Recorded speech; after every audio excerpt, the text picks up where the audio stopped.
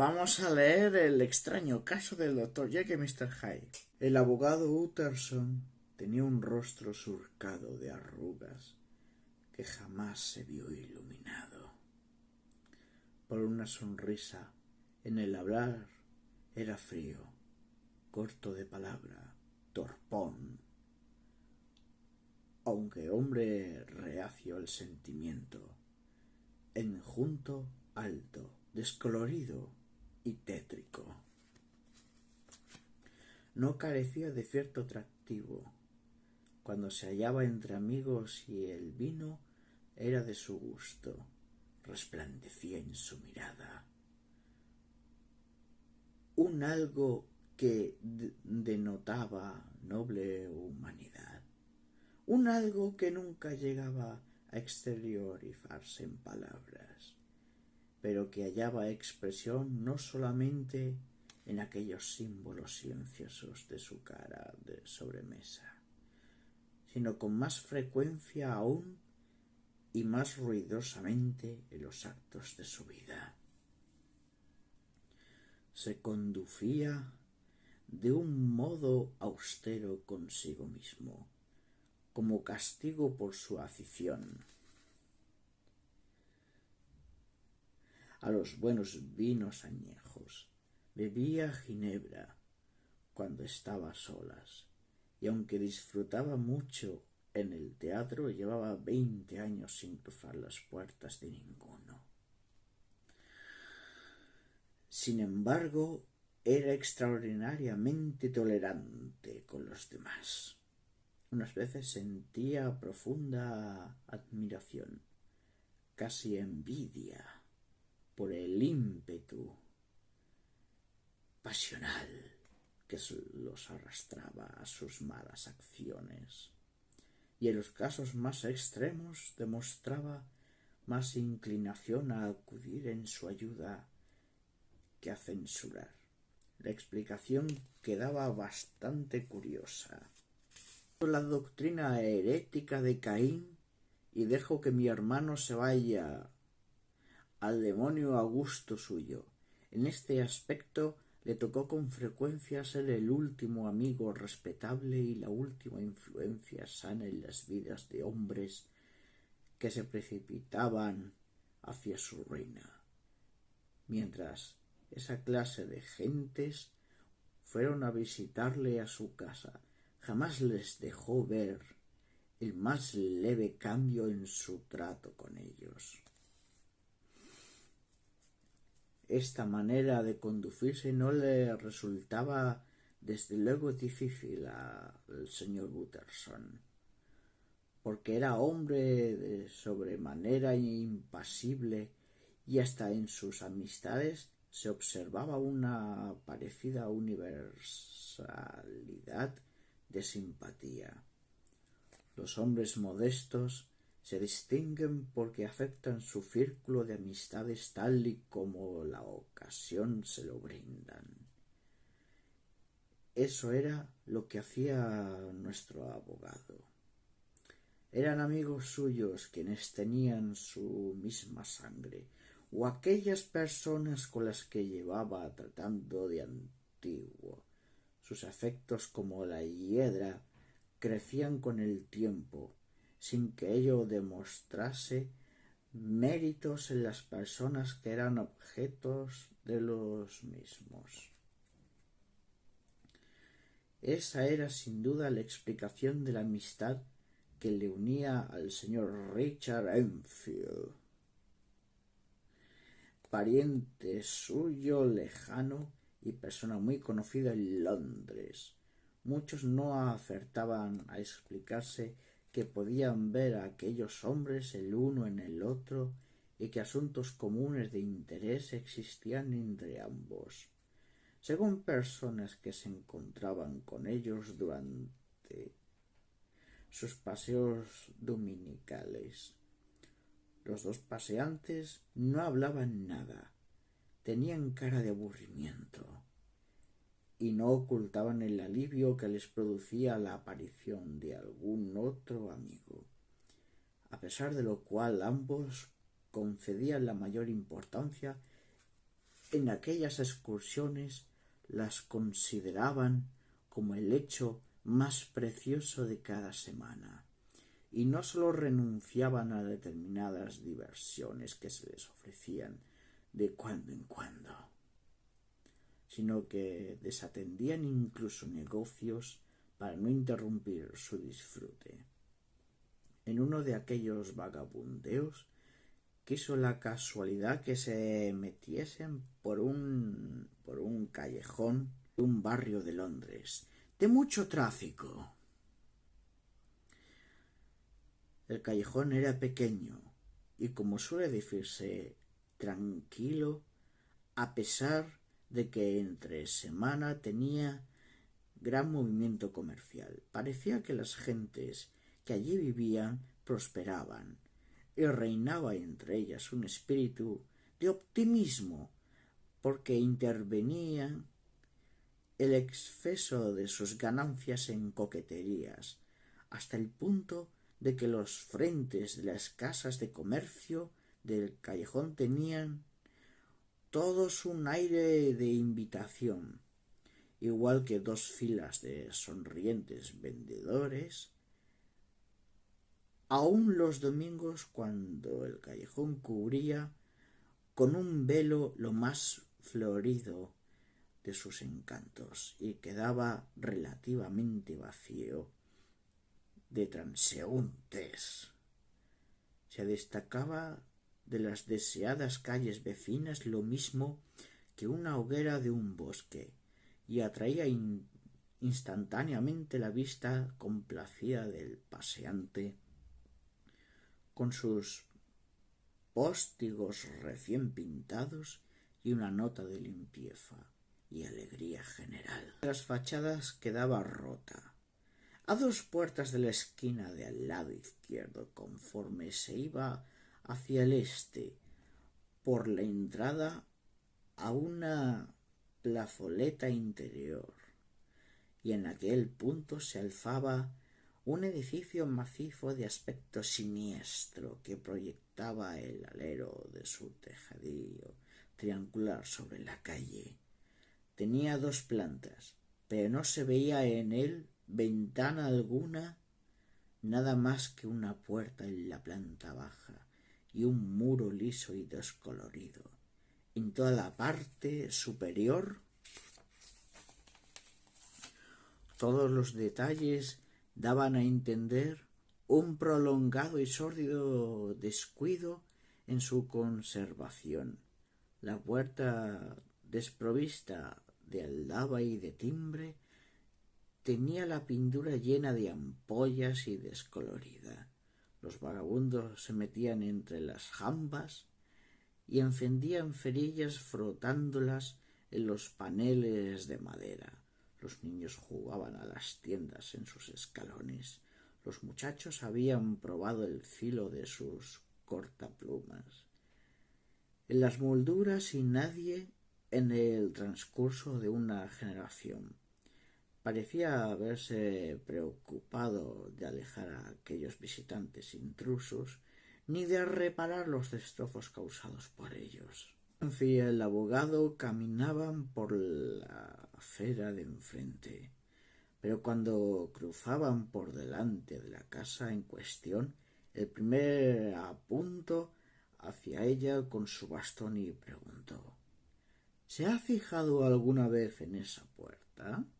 Al contestarle el otro afirmativamente, agregó: va unida en mis recuerdos a un hecho muy extraño. ¿Ah, sí? Exclamó el señor Utterson, con un ligero cambio en la inflexión de su voz. ¿Cuál es? Verá, contestó el señor Enfield. La cosa ocurrió de este modo. Yo regresaba a casa del otro extremo del mundo y tenía que cruzar por una parte de Londres en la que no había otra cosa que ver sino los faroles de gas encendidos. Crucé una calle y otra calle. Todo el mundo dormía, una calle tras otra, y todas iluminadas como en una procesión y todas tan desiertas como una iglesia.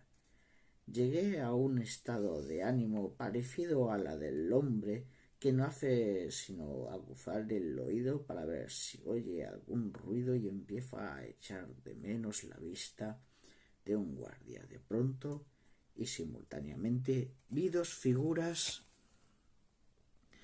una la de un hombrecito que caminaba a buen paso en dirección al este y otra la de una niña de 8 o 10 años que venía corriendo a todo correr por la acera de una calle perpendicular a la que seguía el hombre. En la esquina de las dos calles, de un modo muy natural, chocaron el hombre y la niña, y entonces empieza la parte horrible del asunto, porque el individuo pisoteó a la niña que había caído al suelo y siguió su camino dejándola allí llorando a gritos. La cosa contada no parece tener importancia, pero vista fue una escena infernal. No era aquella una actitud de hombre. Bien, el implacable dios hindú Juggernaut dejó escapar un grito de alerta, eché a correr, agarré por el cuello al hombre y lo arrastré hasta el lugar en que se encontraba la niña, llorando, rodeada ya de un pequeño grupo de personas. Demostró una completa impasibilidad y no ofreció resistencia, pero me dirigió una mirada que me hizo romper a sudar lo mismo que una fuerte carrera. Las personas que habían salido a la calle eran de la familia de la niña, y no tardó en comparecer un médico al que habían ido a buscar. Según el médico, la niña no tenía nada fuera del susto, de modo que el asunto habría debido terminar allí. ¿No es cierto? Pero ocurrió un detalle por demás curioso. Aquel individuo se me había atragantado desde el primer instante en que le eché el ojo encima. Lo mismo le había ocurrido a la familia, lo cual resultaba muy lógico. Pero lo que me sorprendió fue la actitud del médico. Era uno de esos médicos boticarios, fríos y hechos a la rutina, sin edad ni color fijo, que hablaba con fuerte acento escocés y era tan sentimental como una gaita. Pues bien, le ocurrió lo mismo que a todos nosotros. Yo me daba cuenta de que cada vez que el médico miraba a nuestro prisionero se ponía blanco, como si le diese un mal de ojo, y era de las ganas que le entraban de matarlo. Yo estaba seguro de lo que él pensaba y él de lo que pensaba yo, pero como no era cosa de matar, hicimos lo mejor posible.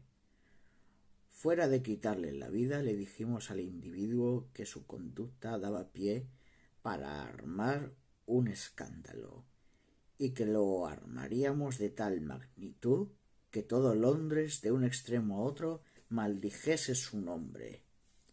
Nos comprometíamos a que si era hombre de alguna reputación o tenía amigos, perdiese la una y los otros. Tanto lo poníamos de vuelta y media. Teníamos que apartar a las mujeres que arremetían contra él como arpías. En mi vida he visto un círculo de caras que respirase tanto odio. El individuo permanecía en el centro con una impasibilidad repugnantemente desdeñosa. Aunque asustado, eso lo veía yo, y aguantándolo todo como un verdadero Satanás. Sí, señor. Si lo que buscan es sacar dinero de este accidente, dijo, yo no puedo defenderme, desde luego. Basta ser un caballero para procurar evitar un escándalo. Digan la cantidad. Pues bien, le apretamos hasta sacarle 100 libras para la familia de la niña. Él mostraba evidentes deseos de escabullirse, pero en todos nosotros había seguramente algo que detonaba resolución clara de hacérselo pasar mal, y al fin se rindió. Solo quedaba ya que nos entregase el dinero. ¿A dónde se imagina que nos llevó? Pues precisamente a ese edificio de la puerta. Sacó violentamente una llave del bolsillo. Entró y poco después regresó con 10 libras en monedas de oro y un cheque por el resto contra el banco Courts, pagadero al portador y firmado con un nombre que no puedo decir, aunque es ese uno de los detalles notables de mi relato. Solo quiero que sepa que era un nombre muy conocido y que suele con frecuencia leerse en letras de molde. La suma era importante, pero la firma, si era auténtica, merecía aún más crédito que esa suma. Me tomé la libertad de dar a entender al individuo que aquello me olía a falsificación, que no era corriente en la vida cotidiana, que una persona entrase a las 4 de la madrugada por la puerta de un bajo y volviese a salir con un cheque de casi 100 libras esterlinas firmado por otra persona.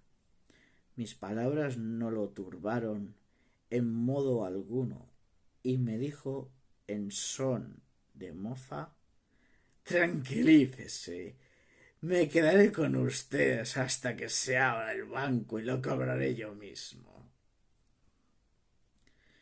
De modo, pues, que nos largamos todos de allí, el médico, el padre de la niña, nuestro sujeto y yo. Pasamos el resto de la noche en mis habitaciones y ya de día, en cuanto hubimos desayunado, nos dirigimos en grupo al banco. Fui yo mismo quien entregó el cheque en la ventanilla, adelantándome a decir que creía que se trataba de una falsificación. Pues no, señor, el cheque era auténtico. No me diga, exclamó el señor Utterson. Veo que su impresión es igual a la mía, dijo el señor Enfield. Sí, es un asunto feo. Nuestro hombre era un individuo con el que nadie habría querido tratos. Era un auténtico canalla, mientras que la persona que había firmado el cheque era la flor de la honorabilidad, muy conocida además. Y lo que empeora aún más el caso, una de esas personas que, según dicen, se dedican a hacer el bien. Me imagino que se trata de un caso de extorsión, de chantaje, de un hombre honrado que paga, quiera o no, por algún resbalón de su juventud. Por eso yo llamo a ese edificio de la puerta la casa del chantaje. Pero ni aun con eso queda explicado del todo el asunto. El señor Enfield cayó en un acceso de esmamiento, del que lo sacó bruscamente el señor Utterson, preguntándole: ¿y no sabe si el firmante del cheque vive ahí? ¿Le parece esa una morada adecuada para él? Replicó el señor Enfield. No, ya conozco su dirección. Vive en no sé cuál plaza. ¿Y jamás ha hecho ninguna averiguación sobre el edificio de la puerta? Dijo el señor Utterson.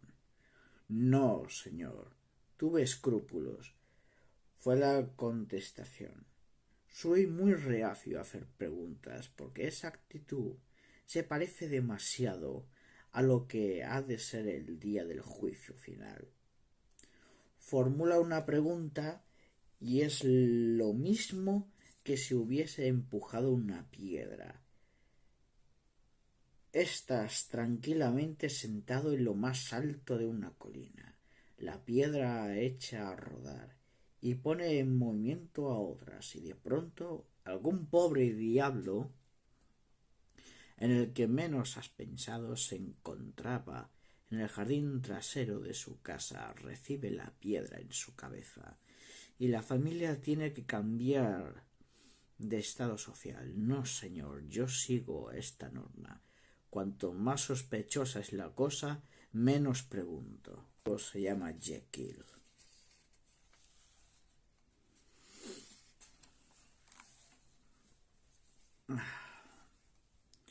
El señor Utterson regresó a aquella noche de humor de perros a su casa de soltero y se sentó a cenar sin apetito. Tenía por costumbre los domingos sentarse junto al fuego después de cenar, con algún volumen de áridos temas religiosos sobre su pupitre de lectura, hasta que el reloj de la iglesia cercana daba las 12, y entonces se acostaba, con un ánimo tranquilo y satisfecho. Pero esa noche no bien se levantaron los manteles, echó mano de una palmatoria y se metió en su despacho. Una vez allí, abrió la caja fuerte y sacó del departamento más reservado de la misma un documento metido dentro de un sobre que estaba rotulado Testamento del doctor Jekyll. Después se sentó con el ceño contraído y se puso a estudiarlo. Se trataba de un testamento hológrafo, porque si bien el señor Utterson se hizo cargo del mismo cuando estuvo hecho, no quiso intervenir para nada en su redacción. El testamento no se limitaba a disponer que en el caso de fallecer Henry Jekyll, doctor en medicina, doctor en derecho, doctor en leyes y miembro de la Real Academia, etc., pasasen todas sus propiedades a manos de su amigo y bienhechor Edward Hyde, Mr. Hyde, sino también que, en caso de desaparición o ausencia inexplicada por más de 3 meses del doctor Jekyll, el susodicho Mr. Hyde le sucediera sin tardanza, libre de toda carga u obligación fuera de la pagar algunas pequeñas cantidades a los miembros de la servidumbre del doctor. Este documento constituía la pesadilla del abogado. Le molestaba no solo en su carácter profesional, sino como a hombre enamorado de las normas sanas y rutinarias de la vida, y que como tal consideraba que en todo lo caprichoso había inmodestia. Hasta esa noche lo que excitaba su indignación era el no saber nada del tal Mr. Hyde, y ahora de pronto lo que le indignaba era lo que acerca del mismo sabía. El testamento era de por sí bastante malo cuando Mr. Hyde no pasaba de ser un simple nombre que nada le decía de la persona. Pero el mal se agravaba conforme el nombre se iba revistiendo de atributos detestables. Y al ver que, de entre las brumas movedizas e impalpables, que durante mucho tiempo lo tenían desorientado, surgía de pronto el pensamiento bien definido de un ser malvado.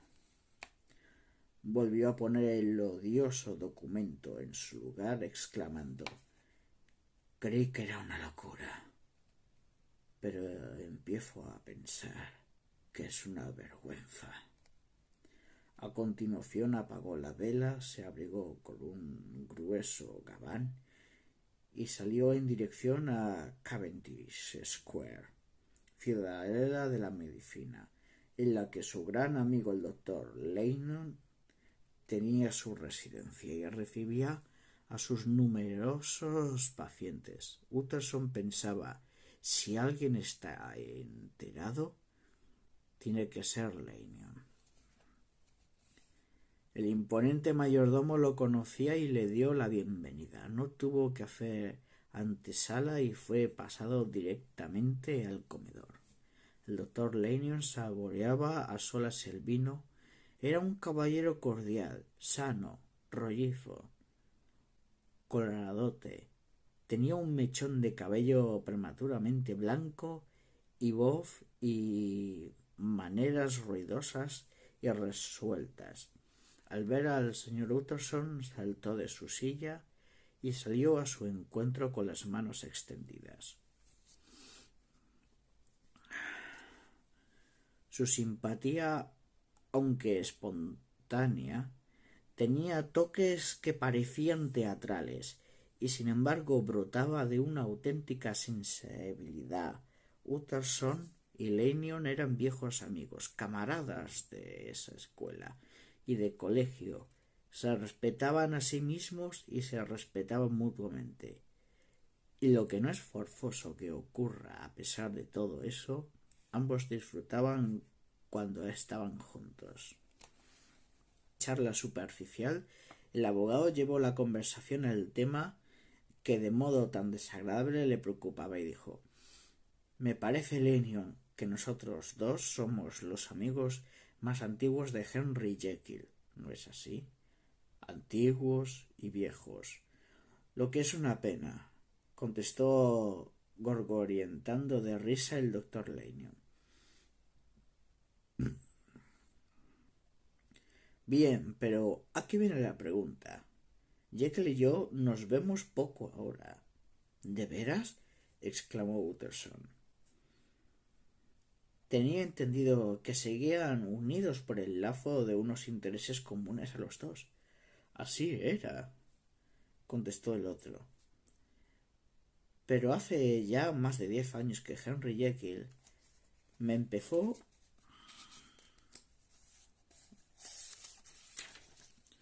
a resultar demasiado fantástico.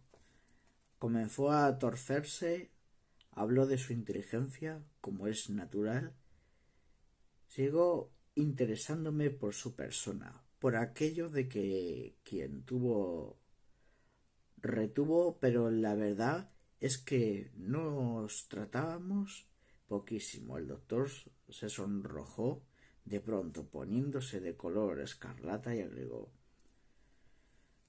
una jeringonza tan anticientífica como la suya habría sido capaz de poner de uñas a los mismos Damon y Pythias.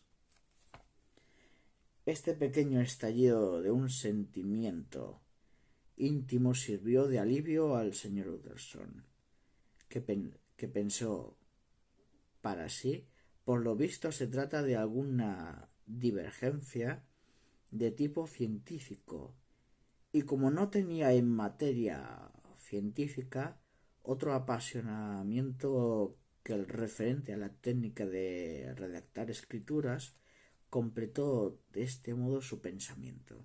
Sí, no se trata de nada peor que eso.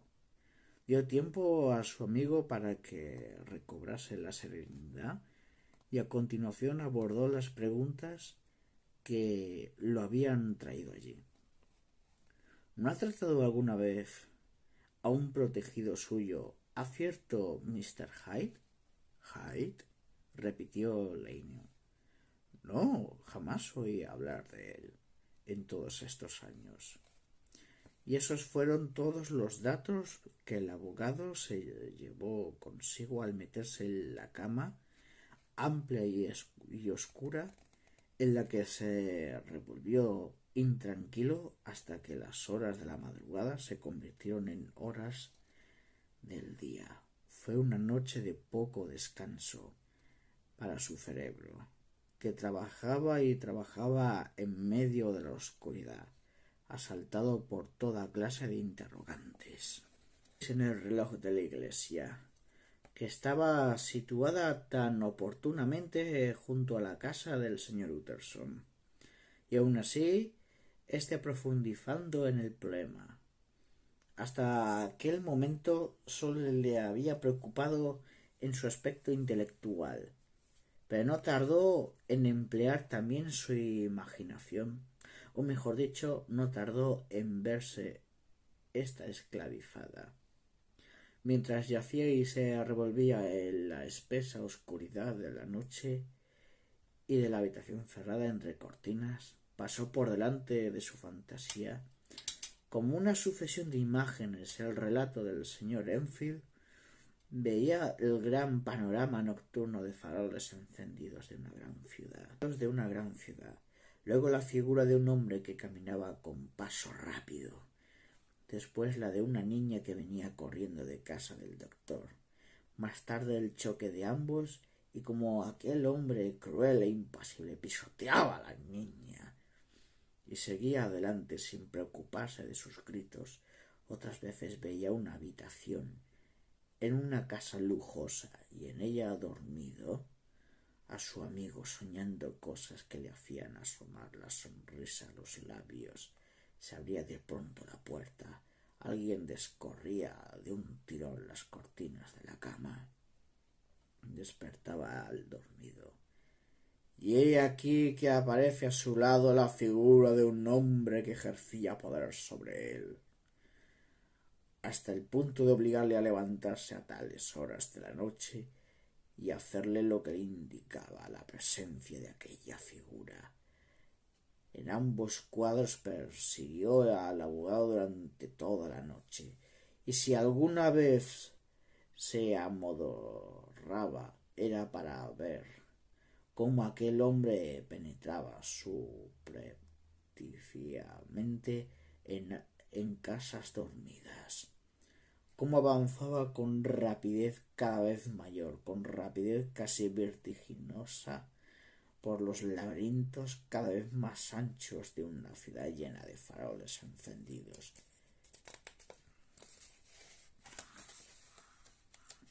Y en cómo cada esquina aplastaba del inmenso murmullo o estrépito de la ciudad. Pero nunca hasta entonces se había visto su atención atraída de un modo tan brusco y absoluto. Al meterse por el callejón que conducía al patio o a la plazoleta interior, lo hizo con una seguridad firme, supersticiosa en su éxito. Los pasos se acercaron rápidamente y de pronto su sonido aumentó al doblar el caminante de la esquina de la calle. El abogado, mirando desde la entrada del patio, no tardó en ver la clase de hombre con quien tenía que habérselas. Era pequeño, vestía con mucha sencillez, aunque en aquella distancia su aspecto producía una sensación de contrariedad a quien lo miraba, cruzando la calzada para ahorrar tiempo. Su aspecto producía una sensación de contrariedad a quien lo miraba. Cruzando la calzada para ahorrar tiempo, se dirigió en línea recta hacia la puerta y conforme caminaba iba sacando una llave del bolsillo, como persona que está cerca de su casa. Al pasar por su lado, el señor Utterson se adelantó y le tocó en el hombro, diciéndole: «Es usted Mr. Hyde, ¿no es así?» Mr. Hyde se echó atrás y aspiró súbita y ruidosamente, pero su miedo fue sólo momentáneo. No miró al abogado a la cara y le respondió con bastante frialdad: «Ese es mi nombre. ¿Qué desea?» «Observo que va a entrar en la casa», contestó el abogado. «Soy un viejo amigo del doctor Jekyll, el señor Utterson de Gown Street. Seguramente habrá oído hablar de mí, y puesto que tan a tiempo le encuentro, pensé que no tendría inconveniente en que pase yo también». No encontrará a Mr. Jekyll. Se halla fuera de casa, contestó Mr. Hyde, metiendo la llave en la cerradura. Luego preguntó bruscamente, aunque sin mirarle a la cara: ¿Cómo sabe usted quién soy? Y usted, por su parte, dijo Mr. Utterson, ¿me haría un favor? Bueno, contestó el otro, ¿de qué se trata? ¿Qué dejarme ver su cara? Mr. Hyde pareció titubear. Luego, como obedeciendo a un pensamiento súbito, se volvió hacia el señor Utterson con aire de desafío. Ambos se quedaron mirándose el uno al otro con fijeza. Por espacio de algunos segundos, hasta que el señor Utterson dijo: Así podré reconocerle si llega el caso. Quizá resulte útil. Sí, contestó Mr. Hyde. Está bien que nos hayamos encontrado. A propósito, quiero que tenga mi dirección. Le dio un número de una calle del Soho. Mr. Utterson pensó para sí: ¡Santo Dios! ¿Es posible que también él haya estado pensando en el testamento? Sin embargo, se guardó para sí sus sentimientos y no hizo sino dar las gracias con un refunfuño. Dígame ahora cómo me reconoció. Me habían descrito cómo era. ¿Quién? Tenemos amigos comunes, dijo el señor Utterson. Amigos comunes, repitió Mr. Hyde con voz algo áspera. ¿Quiénes son? Por de pronto Jekyll, dijo el abogado. Él no le habló nunca de mí, exclamó Mr. Hyde, encolerizado. Nunca pensé que fuese usted capaz de mentir. Oiga, dijo el señor Utterson, está usando un lenguaje impropio del caso. El otro dejó escapar una risa ruidosa que parecía un ladrido. Un instante después, y con extraordinaria celeridad, había abierto la puerta y desapareció dentro de la casa. Al quedar solo, el abogado permaneció unos momentos con expresión en la que se retrataba la inquietud. Después empezó a caminar lentamente, calle arriba, daba 1 o 2 pasos y se detenía llevándose la mano a la frente, como hombre que se halla en un estado de perplejidad mental. El problema que debatía consigo mismo mientras caminaba era de una clase que rara vez encuentra solución. Mr. Hyde era pálido y menudo. Producía una impresión de persona deforme, sin que pudiese señalarse una deformación concreta. Su sonrisa era odiosa. Se había conducido con el abogado con una mezcla de timidez y audacia que transparentaba intenciones asesinas, y hablaba con voz ronca, siseante y como quebrada. Todos estos eran datos en su contra, pero ni aun todos juntos bastaban para explicar la repugnancia y el asco y el temor con que lo miraba el señor Utterson, que muy perplejo se decía: algo más debe de haber, algo a lo que yo no le encuentro nombre. Santo cielo, apenas de la impresión de ser humano.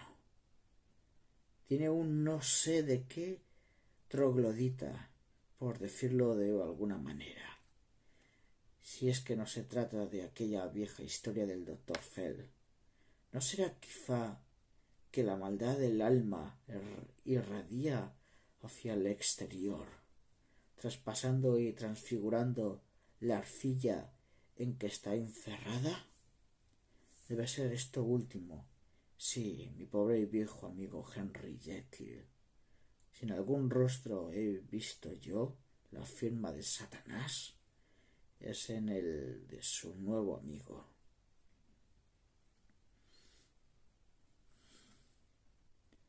¿Está en la casa el doctor Jekyll, Paul? Voy a ver, contestó el criado, haciendo pasar al visitante a un vestíbulo amplio, bajo de techo enlosado, cómodo y caldeado, a la usanza de las casas de campo, por un fuego y brillante que ardía en hogar abierto. El mobiliario consistía en ricos armarios de roble. ¿Quiere esperar junto al fuego, señor? ¿O prefiere que le encienda la luz en el comedor?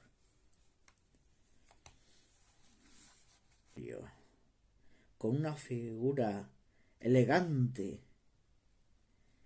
y con una actitud muy de eco, la figura del elegante doctor Henry Jekyll, acogiendo en brazos a su queridísimo amigo el señor Utterson. Se sentaron junto al fuego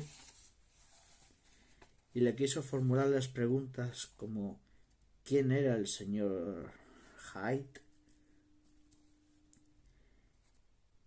¿Y cómo es que sabía todo su caso? Henry se halagó mucho de ver a su viejo amigo, pero al mismo tiempo se bufó y se rió de las preguntas sobre Hyde. El doctor Jekyll no constituía una excepción de aquella regla, sentado a la vera del fuego, al otro lado de la chimenea, fornido, bien formado, sin arrugas en la cara, a pesar de sus 50 años, con todas las señales de hombre inteligente y bondadoso. La expresión de su rostro decía a las claras que sentía por el señor Utterson un afecto sincero y cordial. Hace días que deseaba hablarle, Jekyll, empezó a decir el abogado. ¿Es a propósito de su testamento, lo recuerda? Mi pobre Utterson, es una desgracia para usted tener un cliente como yo. Jamás he visto pasar a un hombre tantos apuros como usted ha pasado con mi testamento. Haciendo una excepción de los que le hice pasar a ese pedante de miras estrechas que se llama Lanyon, con las que él llama mis herejías científicas. Sí, ya sé que es un buen hombre. No hace falta que arrugue usted el ceño. Pero no por eso deja de ser un obstinado pedante timoratado, ignorante y vocinglero. Es el hombre que mayor chasco me ha dado en mi vida. ¿Mi testamento? Sí, ya lo sé. Ya me lo dijo usted.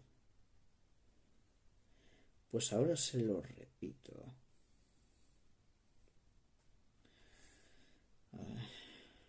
He hecho algunas averiguaciones acerca del joven Hyde. El rostro ancho y hermoso del doctor Jekyll palideció hasta los labios y sus ojos se sombrecieron al decir: no me interesa saber nada más. Es un asunto que habíamos convenido en no tocar.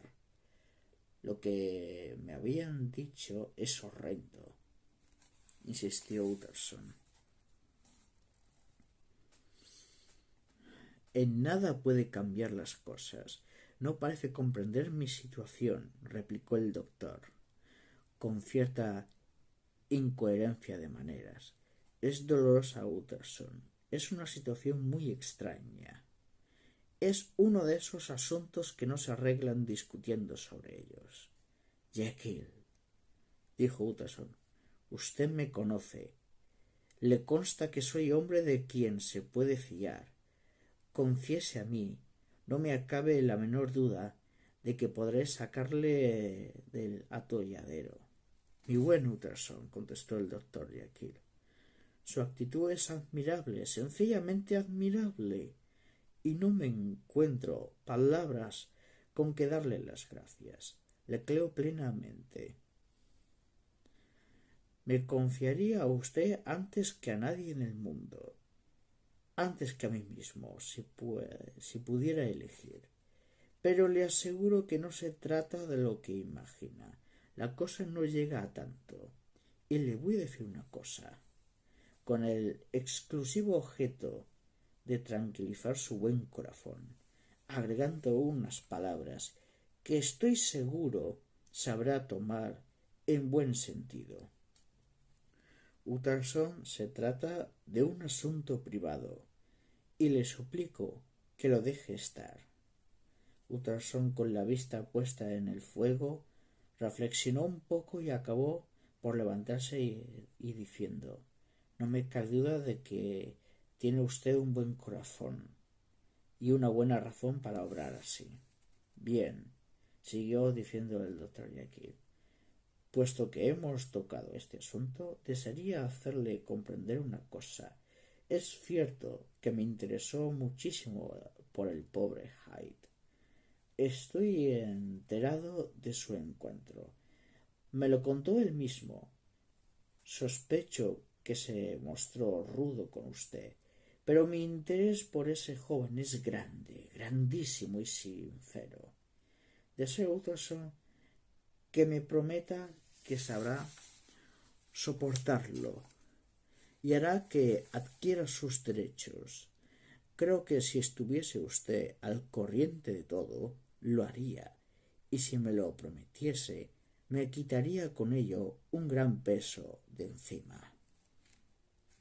Me es imposible afirmar que yo pueda apreciar jamás a ese hombre, dijo el abogado.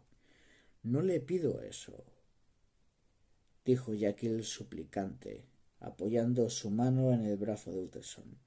Lo único que pido es justicia. Lo único que pido es que cuando yo falte, le ayude a él. En obsequio mío.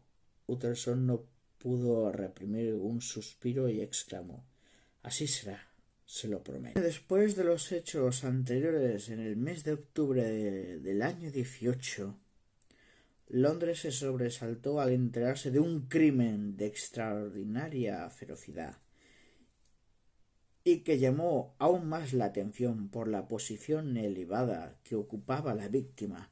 Los detalles que poseían eran pocos y sorprendentes.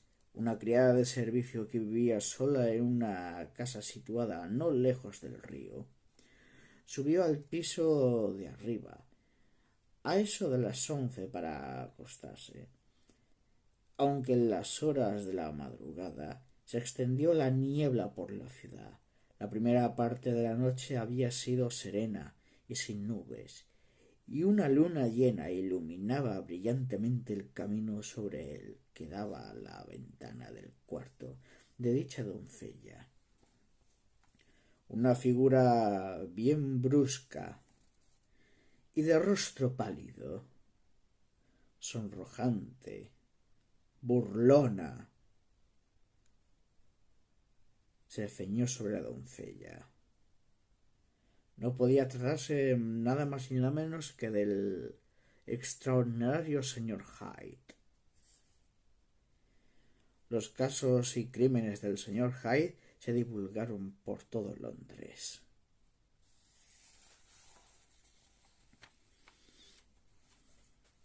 El señor Utterson continuaba investigando sobre el caso del señor Hyde, aun así de haberle prometido al doctor Jekyll que se aseguraría de que el joven Hyde estuviera bien protegido.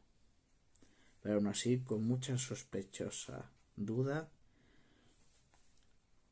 le daría cierto crédito de que podría haber sido el causante, ya que fue aquella misteriosa figura que pisoteó a aquella niña un año atrás. Los crímenes del señor Hyde se divulgaron cada vez más rápidamente. A la hora que el señor Utterson volvió a la casa del doctor Jekyll, vio que dicha figura del señor Hyde recuperó una forma y no tardó nada en darse cuenta de que la figura de la que había recobrado era del gran doctor Jekyll.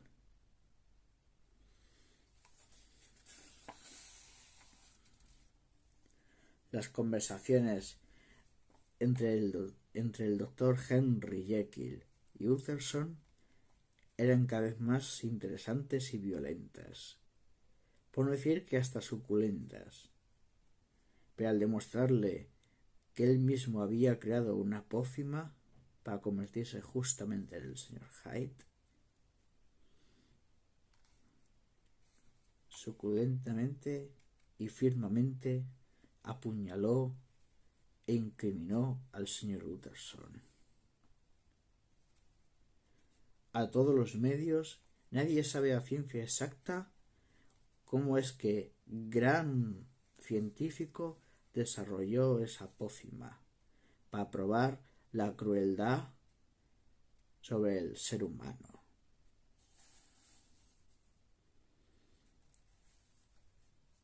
Así se conoció como los casos del deformado señor Edward Hyde. Y pues bueno, ya hemos terminado. Ya hemos terminado el libro del curioso caso del Dr. Jekyll y Mr. Hyde.